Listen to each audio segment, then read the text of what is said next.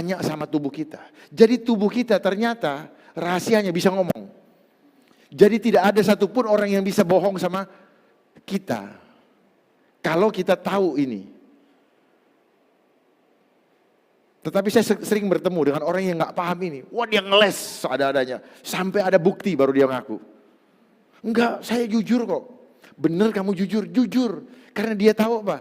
Saya kan gak lihat dia. Padahal apa? Janganlah Dia punya takut, sel ngomong. sebab aku menyertai engkau. Janganlah bimbang, sebab aku ini Allahmu. Aku akan meneguhkan, bahkan akan menolong engkau. Aku akan memegang engkau dengan tangan kananku yang membawa kemenangan. Edukasi rohani. Darah ibu, bapak naik turun. Itu karena apa? Ada power. Lewat apa? Yang dimasukkan lewat sel. Ditiupkan lewat sel. Makanya bapak punya sel bisa menjadi anak. Anak itu bukan kerjanya ibu, bukan kerjanya bapak. Kerjanya Tuhan. Bapak mah cuman senang-senangnya saja. Dulu ketawa. Loh, betul. Makan. Terus lagi apa? Apa itu kalau resek itu kalau perempuan hamil itu? Ngidam. Lagi ngidam, mau makan begini. Tapi dia ngerasa berjasa terhadap anak ini. Enggak. Jangan pernah merasa berjasa dengan anak-anakmu. Itu punya Tuhan. Jangan pernah ngatur anakmu di luar rencananya Tuhan. Sekarang orang-orang tua pikir dia itu. Enggak. Bapak ibu cuma menjadi alat untuk melahirkan. Sama dengan Maria. Dia hanya menjadi alat. Dia tidak pernah mengaku saya menjadi ibu Yesus. Enggak pernah. Jadi jangan khawatir dengan anak-anak bapak ibu. Yang sekarang menjadi sulit sekolah. Tuhan sudah pelihara. Tuhan tahu apa yang harus lakukan. Dan anak-anak ibu, kalau dia bapak ibu bina sebagai menjadi anak-anak terang, dia akan bangkit untuk mengalahkan kegelapan. Amin. Pasti. Jangan khawatir. Jangan gentar, jangan gelisah. Tetap punya iman yang tenang. Berikutnya. Ini saya ambil semua, ada dasarnya. Silakan dibuka. Karena kalau nggak begini, nggak ngerti bahwa frekuensi hidup kita itu karena frekuensi. Siapakah kita semua yang hidup dari Allah? Ini yang tadi saya sampaikan. Ya. Dan kita semua mencerminkan kemuliaan Tuhan dengan muka yang tidak berselubung. Dan karena kemuliaan itu datangnya dari Tuhan, yang adalah roh, maka kita diubah menjadi serupa dengan gambarnya. Jadi kalau kita tidak mencerminkan kemuliaan Tuhan, maka kita tidak segambar lagi dengan Tuhan. Itu. Dalam kemuliaannya yang semakin besar. Berikutnya. Sejak kapan gambar Allah dirusak? Ini Kejadian 3 ayat 15. Sejak Tuhan melakukan permusuhan antara ular dengan keturunannya Hawa. Dan seterusnya. Saya mau mempercepat biar banyak itu.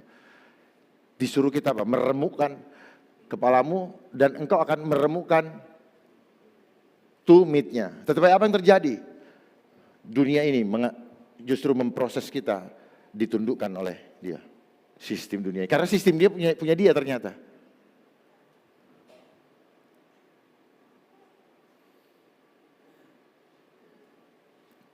Ini.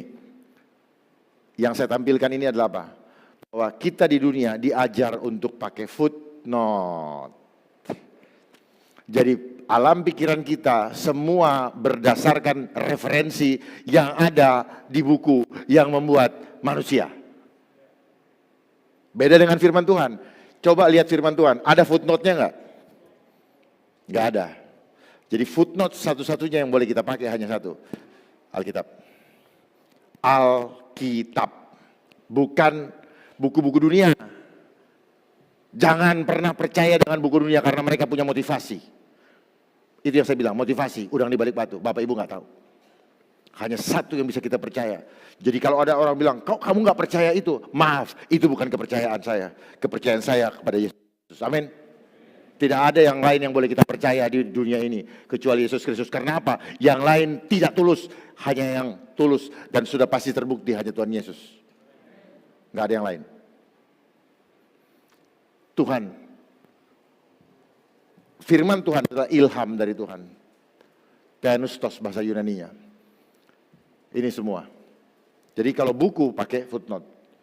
Dan kita, Bapak Ibu sekolah dapat gelar selama ini pakai footnote nggak?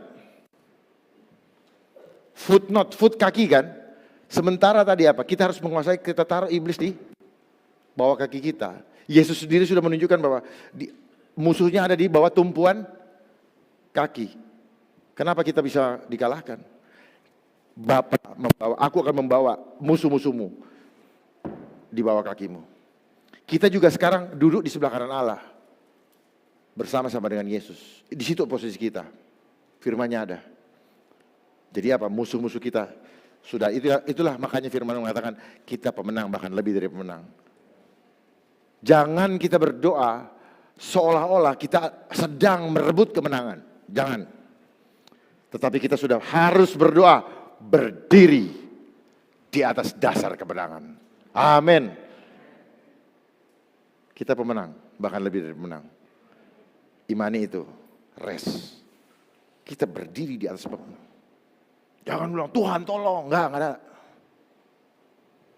Tuhan tolong. Loh, Tuhan mah tolong terus. Elunya yang kemana? Oh berarti lu ngilang kemarin. Kalau orang dekat, gak akan bilang tolong.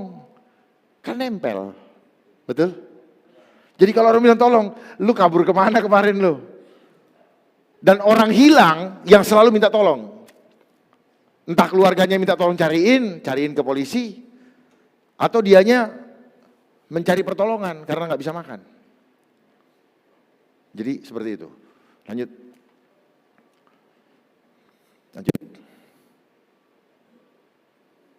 Nah ini gambar Allah ada di dalam diri kita. Sel. Dari bahasa Ibrani, selem.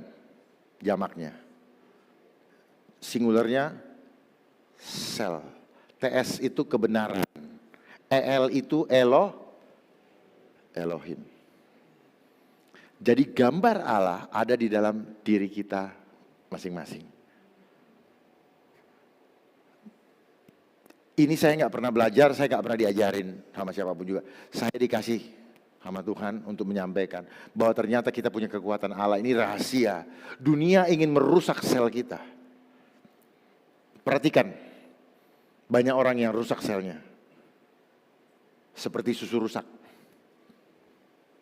Saya punya di sini ada semua. Jadi selnya rusak. Jangan rusak gambar Allah yang sudah Tuhan berikan. Itulah originalnya. Makanya gambar anak-anak tadi itu walaupun cuma gambar punya kekuatan yang luar biasa. Jadi penting sekali sel. Sel ini apa? Gambar. Image. Makanya apa? Kenapa kita suka melihat gambar? Bapak ibu ketika bapak pendeta jatuh cinta sama nyonya. Bapak lihat gambar terus kan? Gambar. Ibu lihat. Semua gambar. Foto kirim-kirim kemana? Gambar kan? Semua gambar. Dan gambar itu adalah image. Jadi beriman adalah berimajinasi kepada siapa yang Anda imani. Kepada siapa? Itu beriman. Jadi omong kosong kita bilang beriman tetapi kita tidak berimajinasi kepada yang kita imanin. Nah dunia sekarang suruh lihat gambar-gambar, suruh kita berimajinasi dengan ilusi yang dia bikin, dengan semuanya supaya kita berimajinasi ke situ. Sehingga mulailah kita dengar-dengarkan, lalu mulut kita perkatakan. Saya mau tanya, tahun 2020 atau tahun 2021 ini, Bapak Ibu lebih banyak menyebut nama Yesus atau nama yang lain?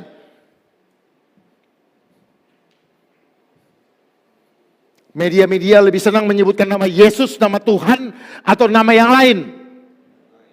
Kenapa? Karena dunia ini dikuasai oleh si jahat.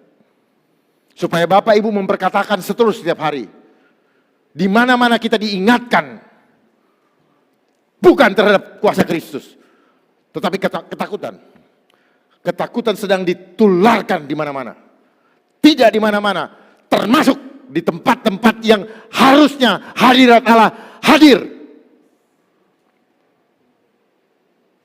Dan semua kita terbawa ke sana semua.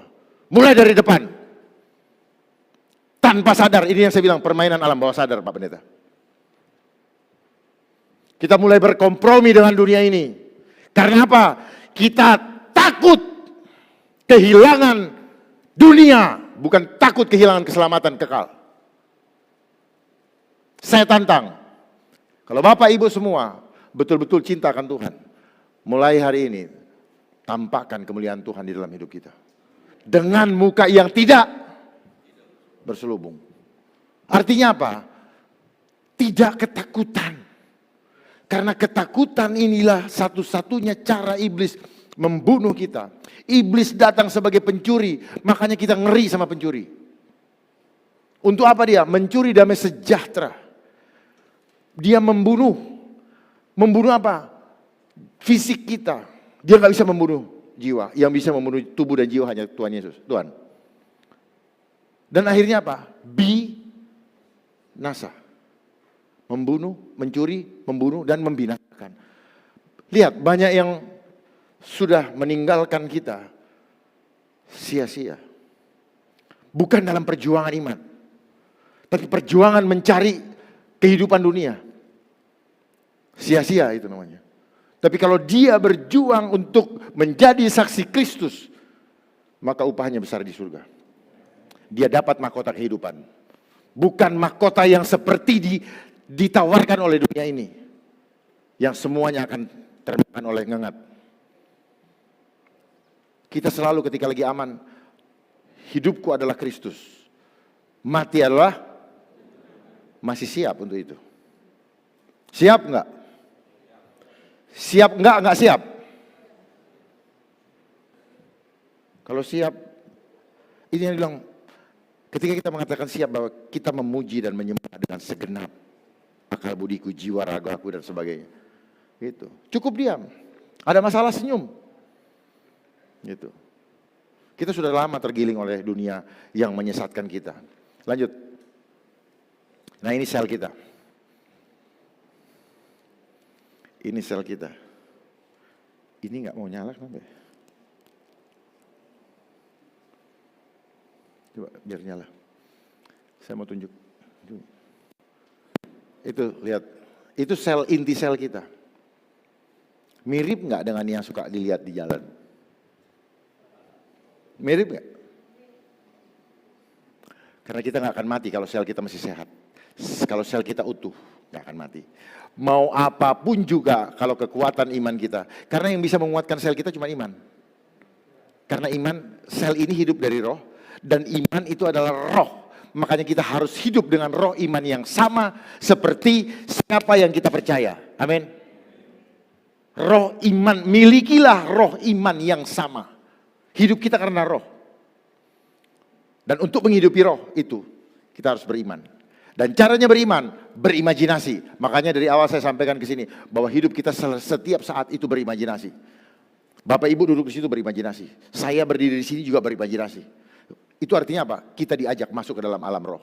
Makanya kenapa Yesus selalu memberikan perumpamaan dalam pengajarannya. Apabila engkau memiliki iman sebiji sesawi saja, engkau dapat memindahkan gunung. 1000 rebah, 10.000 rebah. Itu imajinasi. Supaya apa? Supaya kita diajak masuk ke dalam roh. Jadi berimajinasi penting. Tapi jangan berimajinasi yang bukan sesuai dengan kehendak Tuhan. Imajinasikanlah gambarnya. Yehovah Jireh, Alfa Omega, Juru Selamat, Dia batu karang. Sehingga dia, apa yang kita lewati, ini yang saya pakai juga imajinasi. Tetapi ini akan membuat kita entusiasme. Entusiasme itu hidup di dalam imajinasi tersebut. Itulah roh yang menghidupkan kita. Makanya nama juga penting. Daniel, Dan itu adalah hakim. El itu Allah. Allah adalah hakim bagi dia, menyerahkan diri dia kepada Allah untuk mengaturnya. Makanya dia orang-orang yang beriman tidak pernah takut menghadapi sesuatu bencana, masalah apapun juga, gunung masalah. Kenapa? Karena dia melihat yang tidak bisa dilihat oleh mata jasmani. Karena oleh sebab itu ketika kita berimajinasi, kita membuat daya cipta, membuat yang ada menjadi tidak ada. Melihat yang tidak bisa terlihat oleh mata jasmani, ada. Menarik masa lalu, masa depan menjadi masa kini. Itu imajinasi. Jadi imajinasi adalah kunci kita untuk beriman. Selama ini saya nggak ngerti bagaimana. Kamu beriman sama Yesus. Gimana caranya? Ternyata cuma berimajinasi. Bapak Ibu takut dengan setan? Berimajinasi kan? Imajinasi. Makanya apa? Imajinasikan Tuhan terus. Berbicara sama Tuhan, dia ada di sini kok. Sebelah kanan. Dia memegang, dia tangannya begini, kita dibeginiin. Wow. Nih kalau ada orang sini, kayak cowok sama cewek. Cowok kan suka begini nih. Cuman tangannya mudah-mudahan ini bener. Ini. Terus tangan satu lagi Tuhan, yang lain ini. Dia memegang tangan kanannya dipegang begini. Wih, itu nggak ada ketakutan loh kalau Tuhan yang kasih kita. Amin. Coba Bapak pegang. Tepuk tangan untuk ini. Coba Bapak pegang sama Ibu, coba. Begini. Aman. Biar aku mati berdua. Iya, coba kalau sendiri-sendiri. Ketakutan. Saya aja punya ponakan, kalau dia pergi saya suka takut. Nggak tahu dia pas dia datang ke sini. Dari Makassar, lanjut. Nah, Bapak lihat ada kode gambar itu. Sabar ya, saya mau bagikan karena belum tentu kita ketemu lagi. Tolong bagikan sama keluarga, supaya semua memahami apa sebenarnya yang sedang terjadi. Saya tidak akan ini kan, banyak tapi kan waktunya. Itu adalah gambar sel. Dan apa yang Bapak suka lihat, berkaitan dengan apa yang Bapak pegang, itu sebenarnya sel. Dan itu teknologi. Dia mencengkram gambar Allah. Kalau kita hanya lihat dengan mata biasa, enggak tembus. Lihat, dari sejak sekolah, kita selalu diintervensi, kita selalu ditakut-takuti oleh angka 6. Sekolah 6 tahun, SD. Sekolah lanjutan 6 tahun. Dan di sekolah kita suka diintimidasi dengan angka 6. Kalau enggak kamu punya angka 6, kamu her. Kenapa angka 6? Karena dia adalah bilangan manusia. Bilangan manusia. Selalu angka. Coba lihat tadi. Enggak.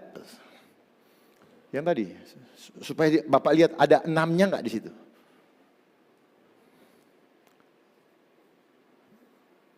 Kenapa Mas? Ada masalah? Oh, 6, ada segi 6. Ada segi 6. Artinya itu kode. Bagi orang yang tidak mengerti dan perhatikan, nanti kita akan dikendalikan oleh lambang ini. Dan sekarang sudah mulai ternyata. Dan ini saya sampaikan dari tahun lalu. Belum ada itu pemasangan yang lain-lain tuh. Yaitu apa? 5G. Yang ini, mereka yang punya lambang seperti ini. Bayangkan, dia bikin dari jauh-jauh hari, gak taunya ada. Perhatikan kenapa Bapak Ibu sekarang senang nonton, suka nonton ya? Suka nonton di studio? Pernah tahu namanya Studio 21? Kenapa dia harus dibilang 21? Tahu nggak kenapa? Karena dia memulai apa yang disampaikan di film itu di tahun 2021 ini. 20. Dia ada dari tahun berapa? Tapi kenapa dia itu? Saya tanya Tuhan kenapa? Ada udang di balik batu yang kita tidak tahu. Jadi sifat iblis, cara iblis selalu bermain di balik motivasi yang tidak terlihat oleh mata. Sehingga kita selalu tertipu, terlambat. Karena kita tidak nyangka. Oh ternyata dia begini karena ada tujuannya. Dan apa yang terjadi sekarang? Selama itu motivasinya manusia yang tidak takut Tuhan. Pasti bukan untuk tujuan menyelamatkan kita. Pasti bukan untuk membuat kita kembali kepada gambar Allah. Bukan. Justru mau dirusak. Pasti. Itu.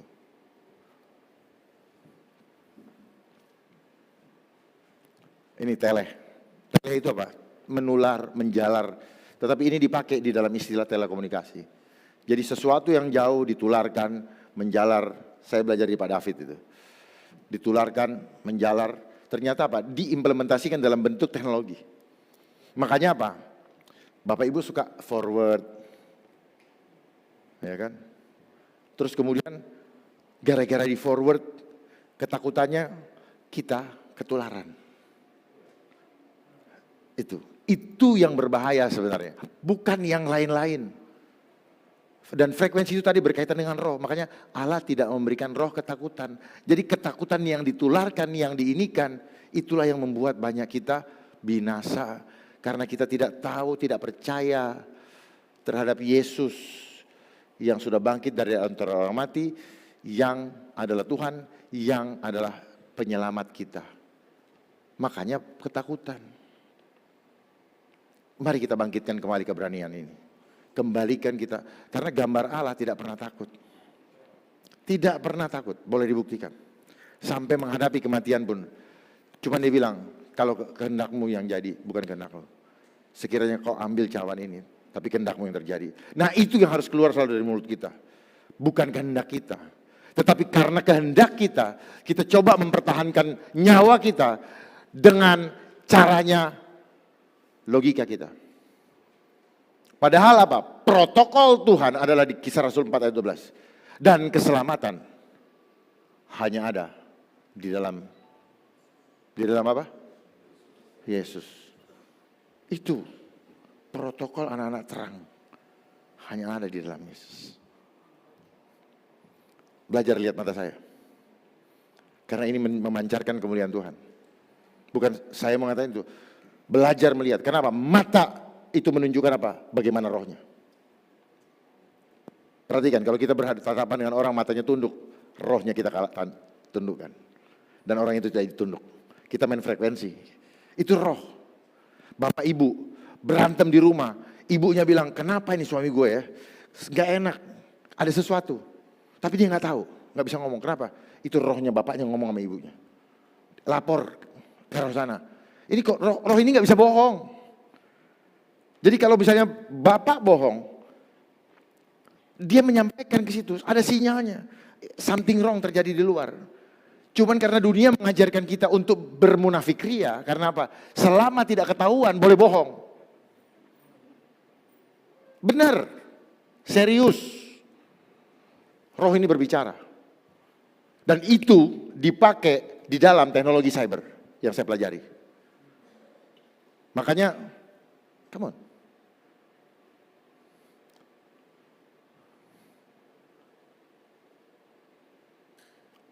Dipakai di dalam teknologi cyber. Jadi saling berhubungan. Nah ini kita. Ini titik-titik sebenarnya apa? Sel kita. Sel kita ini seperti tower-tower handphone. Makanya ilmu tower itu belajar dari sel tubuh manusia. Tadi kan kita terima roh dari Tuhan. Dan sel ini melaporkan kembali kepada Tuhan apa yang kita kerjakan. Persis seperti ini. Dan begitu cepat bisa nular. Kuasa Tuhan juga menular begitu cepat. Ketakutan juga menular begitu cepat. Tinggal frekuensinya sama enggak? Kenapa kepada yang lain tertular? Kenapa kepada yang lain juga tidak? Karena frekuensi yang sama akan ketemu dengan frekuensi yang sama. Frekuensi yang berbeda akan saling menolak. Saya enggak mau, saya pasang frekuensinya Tuhan. Sehingga ketakutan tidak ada pada anak-anak terang. Karena ketakutan hanya ada di wilayah kegelapan. Di terang gak akan ada. Amin. Di sini banyak anak-anak muda, tunjukkan.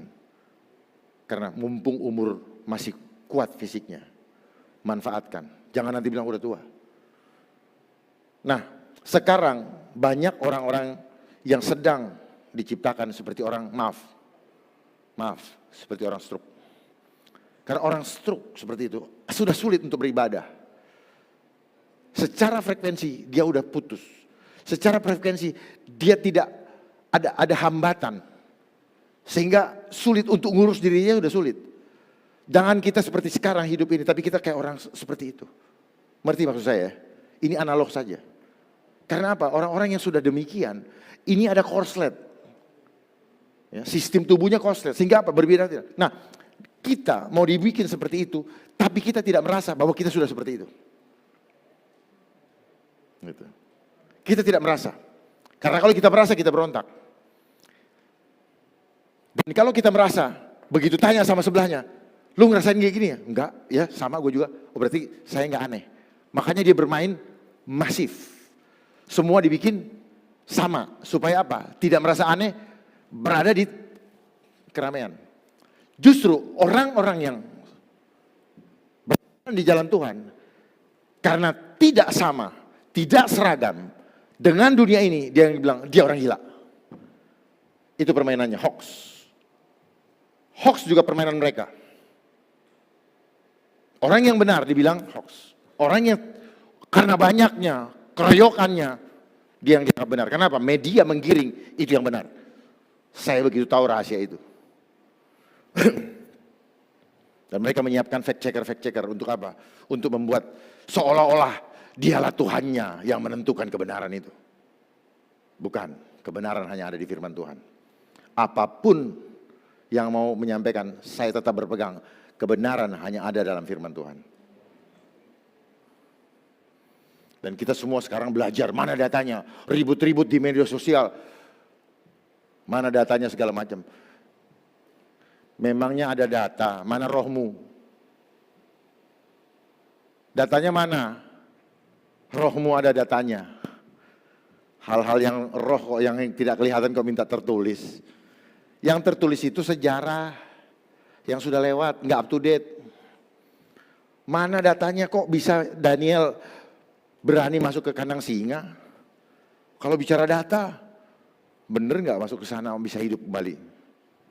Enggak, kita hidup karena iman. Amin, kita hidup karena iman, karena Kristus ada di dalam kita. Berikutnya, agak cepat.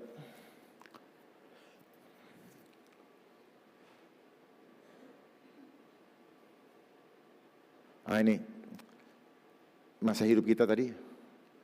Nah ini, masa simbolik usia manusia di hadapan Allah. Jadi jangan berpikir bahwa umur kita cuma 70, bonus 80. Bahasanya bonus, padahal nggak seperti itu. Ini hanyalah bagaimana kecilnya kita di hadapan Allah. Bisa 40, bisa 110, bisa 100. Kalau 110 ada contohnya. Kaleb, dalam umur 85, dia masih seperti umur 40. Saya umur 55, tapi saya merasa masih 25. Amin. Oh iya. Oh. Tapi apakah karena saya hebat? Bukan. Karena ada roh Allah yang membuat saya kuat. Kalau enggak berani. Enggak wani katanya. Enggak berani, hanya roh Tuhan yang membuat kita kuat. Jangan kalian merasa muda karena kita muda. Enggak usah minder. Karena Tuhan, dari siapa saja suara Tuhan bisa kita dengar. Dan kuncinya satu, damai sejahtera tidak. Siapapun yang berbicara, kalau hati kita bilang tidak damai sejahtera, maka itu tidak usah didengarkan. Kalau ada yang orang datang ke Tuhan suruh begini-begini. Kalau tidak terkonfirmasi dengan hatimu, abaikan. Karena apa? Tuhan, Yesus ada di dalam kita. Amin. Gak usah dengerin. Tuhan suruh begini-gini gak. Tanya. Karena kita juga sudah dekat sama Tuhan. Tuhan ada dalam diri kita. Amin. Itu Kaleb. Lanjut. Dan dia meninggal usia 110. Nah, apa yang merusak tubuh kita selama ini? Ini zat-zat berbahaya yang masuk ke dalam tubuh kita. Yang zat-zat ini semuanya mengandung unsur logam. Ini semua zat-zat yang membuat kita merusak pelan-pelan. Tetapi kita nggak rasa karena apa? Ya semuanya adanya itu. Dia selalu bermain jumlah. Gitu. Teroris, radikalisme, segala macam. Karena di mana-mana ada dia nggak merasa aneh. Tapi apakah mereka radikal dengan sendirinya? Enggak. Ada penggeraknya, ada pendananya. Gitu. Jadi manusia ini, kita ini bodoh, mau-maunya diadu. Gitu. Bicara kasih, tapi mau-maunya diadu. Enggak di gereja, enggak di mana, banyak orang diadu. Semua seringkali ribut karena apa? Angka-angka, memalukan. Memalukan. Angka-angka. Saling tusuk, saling apa, saling menjelekkan. Jangan karena angka-angka. Angka ini adalah hawa nafsunya manusia. Akar segala kecintaan akan uang, karena mengejar itu dia menyimpang dari imannya dan mengalami berbagai duka. Lanjut. Ini membuat masuk ke dalam tubuh kita. Tuh, saya nggak mau banyak ngomong, baca sendiri. Artinya itu.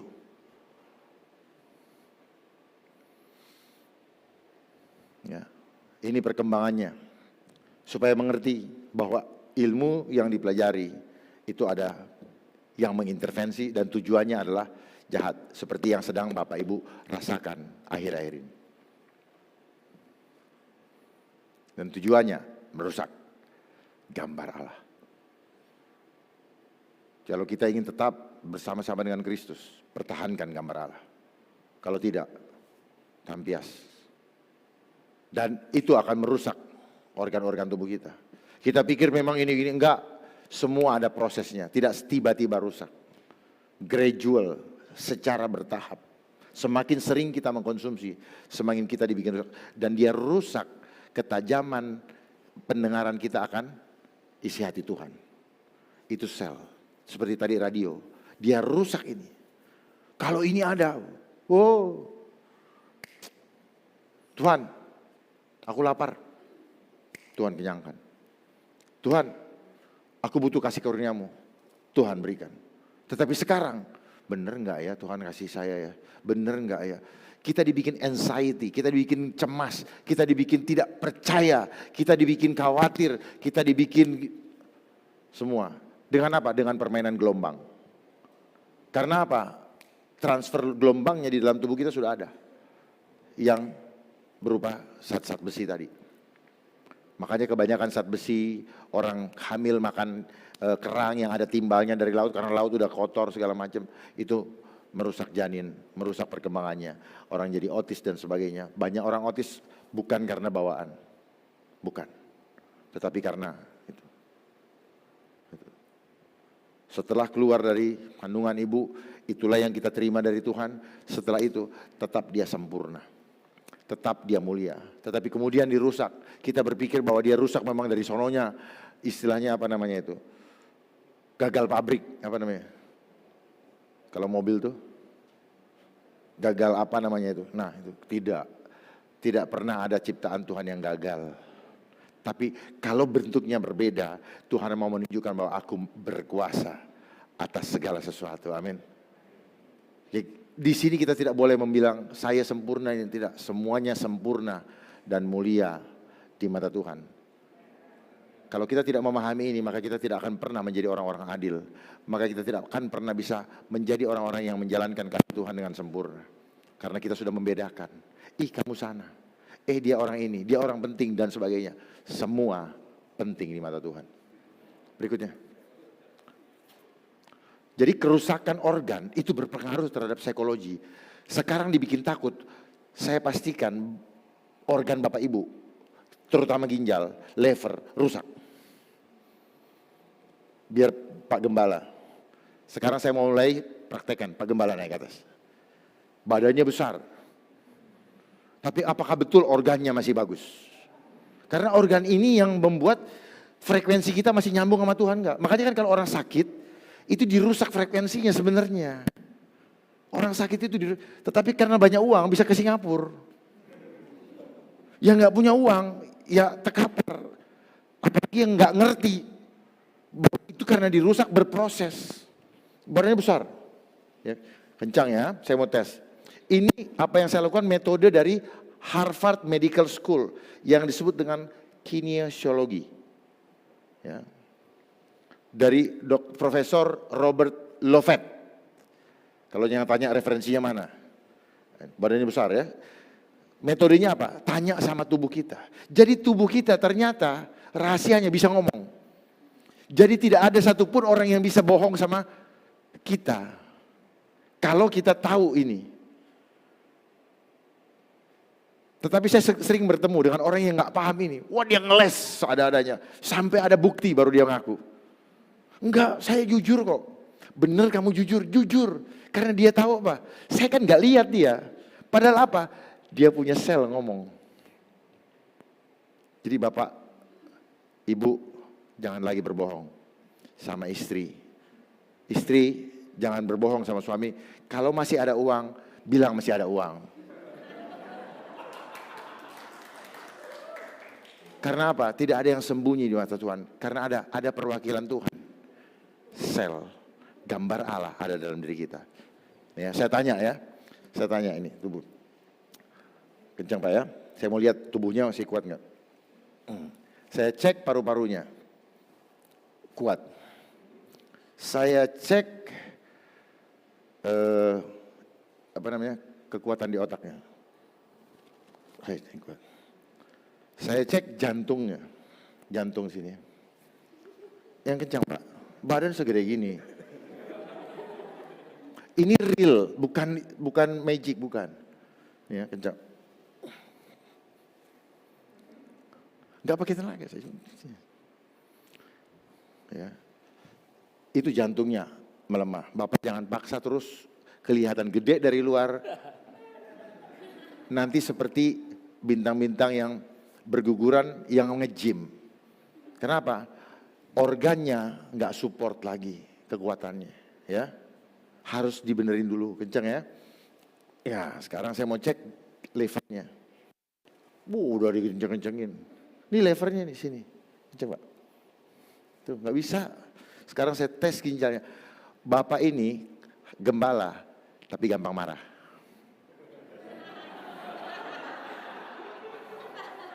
Ya. Tapi karena gembala, dia makan di dalam. Meledaklah. Energi, emosi ada di yang nahan di sini. Ginjal ya. Nah, ginjalnya lemah. Bapak ini juga suka paranoid. Serius. Semua berpengaruh dengan karakter kita. Jadi apa yang terjadi di tubuh kita akan berpengaruh terhadap karakter kita. Ketakutan kita itu diciptakan oleh si iblis. Bagaimana kita merusaknya? Dia hancurkan ginjal kita. Begitu ginjal hancur, support energi listrik ke jantung berhenti, berkurang. Lalu orang bilang, serangan jantung. Oh jantungnya ini. Padahal kita diprogram untuk lemah. Semuanya. Orang-orang yang tidak pernah masuk zat-zat besi di dalam tubuhnya, dia kuat. Dan saya kasih lihat keluarga-keluarga yang saya temuin, yang dia tidak sama sekali masukkan itu. Jangan itu terkesima, fokus. Ya, bagaimana sistem terus? Tolong diiniin biar cepat mas. Nah ini ayat yang nubuatan di kitab Daniel yang saya sebutkan tadi. Dan seperti Daniel 43, dan seperti engkau lihat besi bercampur dengan tanah liat. Tanah liat apa kita? Ya, mereka akan bercampur dengan benih manusia. Benih manusia apa? Sel. Karena manusia itu adalah Kristus, anak. Sel. Namun mereka tidak akan menyatu satu sama lain karena memang nggak bisa bersenyawa, nggak bisa kompatibel, nggak bisa. Sama seperti besi tidak bercampur dengan tanah liat. Gitu. Iya Pak Pendeta duduk dulu. Makasih. Saya mau kasih lihat ini. Ini yang sekarang, yang dari dulu terjadi sampai dengan akhir. Makanya banyak yang lihat sekarang kan, tempel uang. Tuh, ini ayatnya. Kalau nggak kita jeli, kita nggak tahu. Lanjut. Nah, kenapa kita seperti itu? Kita ini gambar Allah, homo imago Dei. Terus kita digiring justru keluar dari citranya Allah. Homo homini lupus. Harusnya kita berkembangnya kepada homo hominisius, manusia yang selalu bekerja sama dengan manusia yang lain. Saling membutuhkan, saling bekerja sama, saling gotong royong, saling bahu-membahu, saling menolong-menolong. Dan lihat sekarang apa yang terjadi. Tidak boleh bersentuhan, harus jauh-jauhan, dan sebagainya. Semua di luar gambar Allah. Karena gambar Allah selalu bukan.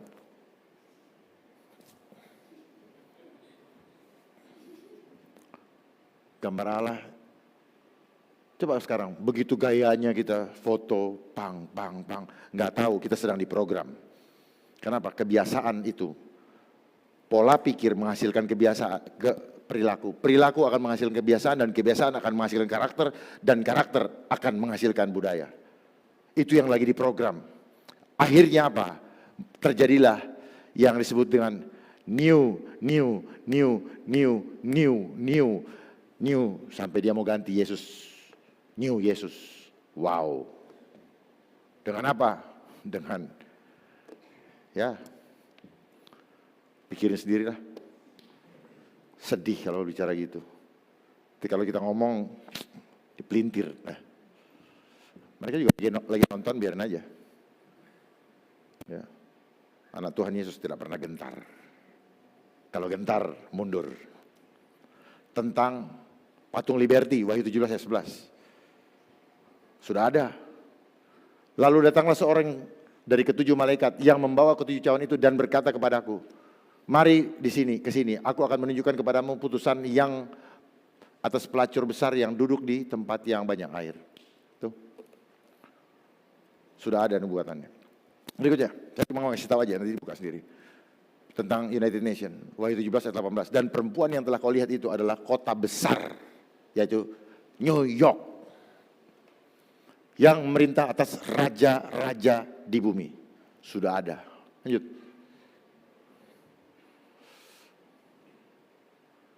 Terus bahasa yang kita pakai. Kenapa bahasa Inggris menjadi sistem bahasa pemersatu dunia? Ternyata tidak sekonyong-konyong. Dan ternyata itu bukan dari Inggris murni. Karena bahasa di England dulu adalah bahasa Celtic. Wales, Scotland, Irlandia. Tetapi itu adalah intervensi, invasi dari suku Jermani. Anglo-Saxon. Nah itu. Jadi England, English itu adalah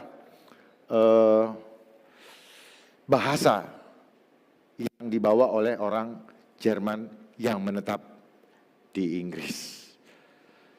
Kalau tahu kayak begini, wow. Dan bahasa itu dipakai menjadi bahasa internasional. Sampai sekarang. Tujuannya apa? Sama seperti ketika lagi membangun Menara Babel, supaya tidak salah kalau minta pasir dikasih batu. Jadi mereka pintar, sudah menyiapkan by design. Supaya apa? Begitu dia ngomong duit, udah tahu tuh. Duit bukan uang. Kan itu. Duit lakukan, sudah tahu. Makanya kenapa tadi? Apa namanya? Telinga. Itu ear. Itu mereka ada filosofinya semua. Termasuk kenapa history. Bahasa Inggris juga, his itu Tuhan Yesus. Story, semua sejarah itu bicara Tuhan Yesus. His story. Kenapa dibilang yes, ya, amin, itu Yesus. Yes, dia pakai yes, ya. Jadi kalau kita tahu filosofi itu, maka kita tahu bahwa kita bilang yes, itu sebenarnya kita sedang mengatakan amin. Karena ketika kita berkata amin, kuasa supranatural di surga sedang bekerja menyelesaikan apa yang kita amin. Hosea pasal 10. Hukuman karena penyembahan berhala.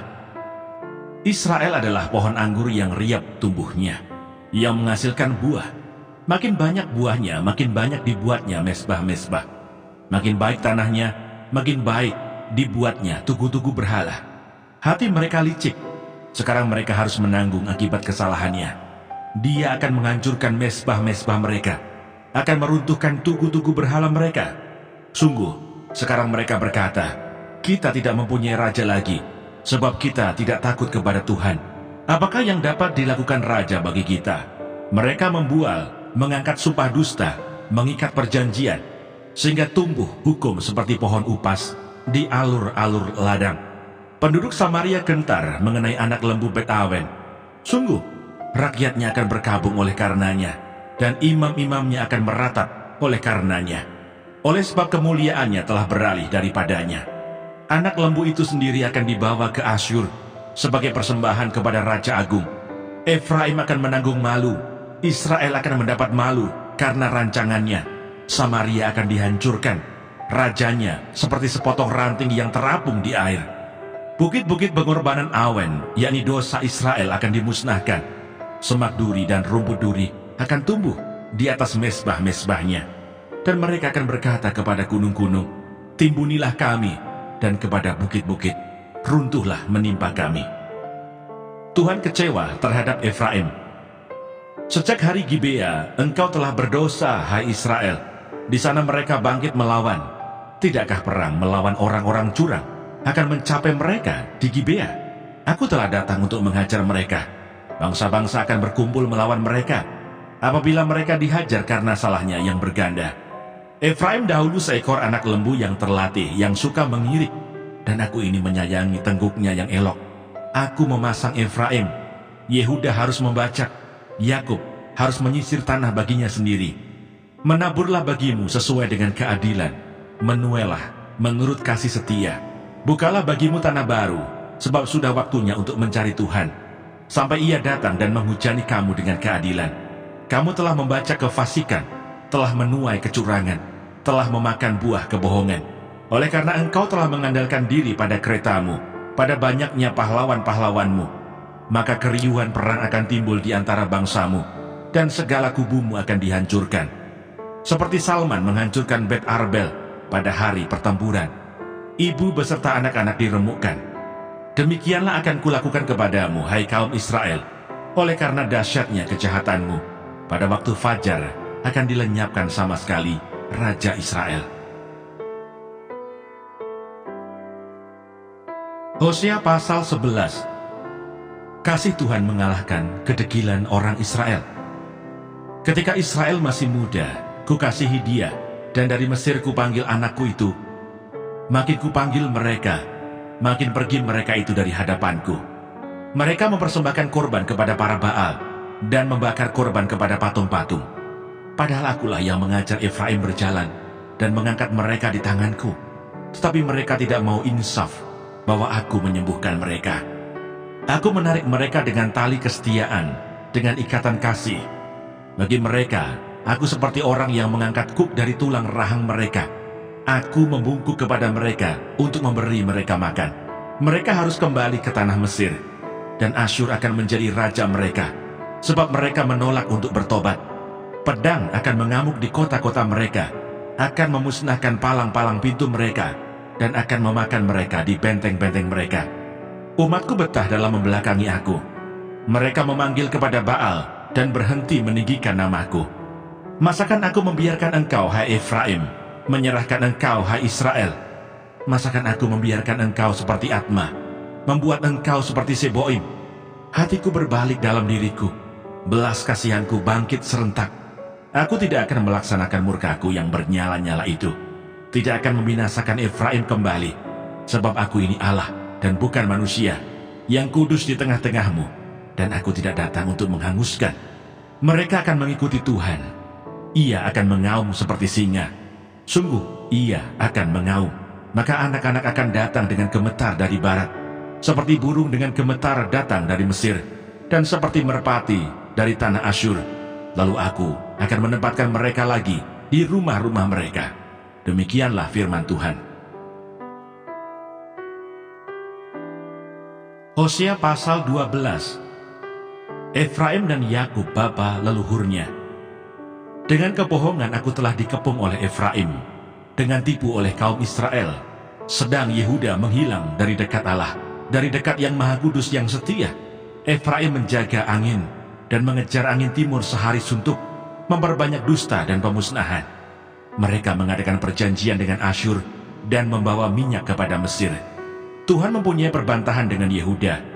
Ia akan menghukum Yakub sesuai dengan tingkah lakunya dan akan memberi balasan kepadanya sesuai dengan perbuatan-perbuatannya. Di dalam kandungan ia menipu saudaranya, dan dalam kegagahannya ia bergumul dengan Allah. Ia bergumul dengan malaikat dan menang. Ia menangis dan memohon belas kasihan kepadanya. Di Betel ia bertemu dengan dia, dan di sanalah dia berfirman kepadanya, yakni Tuhan, Allah semesta alam, Tuhan namanya, engkau ini harus berbalik kepada Allahmu. Peliharalah kasih setia dan hukum, dan nantikanlah Allahmu senantiasa. Sama seperti Kanaan dengan neraca palsu di tangannya, dan suka memeras, berkatalah Efraim, bukankah aku telah menjadi kaya, telah mendapat harta benda bagiku? Tetapi segala hasil jerih payahku tidak mendatangkan kesalahan yang merupakan dosa bagiku. Tetapi aku adalah Tuhan, Allahmu sejak di tanah Mesir. Aku masih mau membuat engkau diam kembali di kemah-kemah, seperti di hari-hari pertemuan raya. Aku berbicara kepada para nabi, dan banyak kali memberi penglihatan dan memberi perumpamaan dengan perantaraan para nabi. Bila di Gilead ada kejahatan, maka mereka menjadi kesia-siaan belaka. Di Gilgal mereka mempersembahkan lembu-lembu jantan, maka mesbah-mesbah mereka juga menjadi seperti timbunan batu di alur-alur ladang. Yakub melarikan diri ke tanah Aram, dan Israel memperhambakan diri untuk mendapat istri. Ya, untuk mendapat istri ia menjadi gembala. Israel dituntun oleh Tuhan keluar dari Mesir dengan perantaraan seorang nabi. Ya, ia dijaga oleh seorang nabi. Efraim telah menimbulkan sakit hatinya secara pahit, maka Tuhannya akan membiarkan hutang darahnya menimpa dia dan akan membalas celanya kepadanya. Hosea pasal 13. Murka Tuhan akan menimpa Efraim. Apabila Efraim berbicara, gemetarlah orang. Ia diangkat-angkat di Israel, tetapi ia bersalah dengan menyembah Baal, sehingga matilah ia. Sekarang pun mereka terus berdosa dan membuat baginya patung tuangan dari perak dan berhala-berhala sesuai dengan kecakapan mereka. Semuanya itu buatan tukang-tukang. Persembahkanlah korban kepadanya, kata mereka. Baiklah manusia mencium anak-anak lembu, sebab itu mereka akan seperti kabut pagi, atau seperti embun yang hilang pagi-pagi benar, seperti debu jerami yang diterbangkan badai dari tempat pengirikan, atau seperti asap dari tingkap. Tetapi aku adalah Tuhan, Allahmu, sejak di tanah Mesir. Engkau tidak mengenal Allah kecuali aku, dan tidak ada juru selamat selain dari aku. Akulah yang mengenal engkau di padang gurun, di tanah yang gersang. Ketika mereka makan rumput, maka mereka kenyang. Setelah mereka kenyang, maka hati mereka meninggi. Itulah sebabnya mereka melupakan aku. Maka aku menjadi seperti singa bagi mereka, seperti macan tutul. Aku mengintip-intip di pinggir jalan. Aku mau mendatangi mereka seperti beruang yang kehilangan anak. Aku mau mengoyakkan dada mereka. Di sana aku memakan mereka seperti singa. Binatang liar di padang akan merobek mereka. Aku membinasakan engkau, hai Israel. Siapakah yang dapat menolong engkau? Di mana gerangan rajamu, supaya diselamatkannya engkau, dan semua pemukamu, supaya diberinya engkau keadilan? Hai engkau yang berkata, berilah kepadaku seorang raja dan pemuka-pemuka. Aku memberikan engkau seorang raja dalam murkaku, dan mengambilnya dalam kemasku. Kesalahan Efraim dibungkus, dosanya disimpan. Sakit beranak mendahului kelahirannya. Tetapi ia adalah seorang anak yang tidak bijaksana, sebab tidak pada waktunya ia bergerak. Bila waktunya tiba, ia tidak mau keluar dari kandungan ibu. Akan kubebaskanKah mereka dari kuasa dunia orang mati? Akan kutebuskah mereka daripada maut? Di manakah penyakit samparmu, hai maut? Di manakah tenaga pembinasamu, hai dunia orang mati? Mataku tertutup bagi belas kasihan. Sekalipun ia tumbuh subur di antara rumput-rumput, maka angin timur, angin Tuhan akan datang, bertiup dari padang gurun, mengeringkan sumber-sumbernya, dan merusakkan mata-mata airnya. Dirampasnya harta benda, segala barang yang indah-indah. Hosea pasal 14. Samaria harus mendapat hukuman, sebab ia memberontak terhadap Allahnya. Mereka akan tewas oleh pedang, bayi-bayinya akan diremukkan, dan perempuan-perempuannya yang mengandung akan dibelah perutnya. Tentang pertobatan dan janji. Bertobatlah hai Israel kepada Tuhan Allahmu, sebab engkau telah tergelincir karena kesalahanmu. Bawalah sertamu kata-kata penyesalan, dan bertobatlah kepada Tuhan. Katakanlah kepadanya, ampunilah segala kesalahan, sehingga kami mendapat yang baik. Maka kami akan mempersembahkan pengakuan kami. Asyur tidak dapat menyelamatkan kami.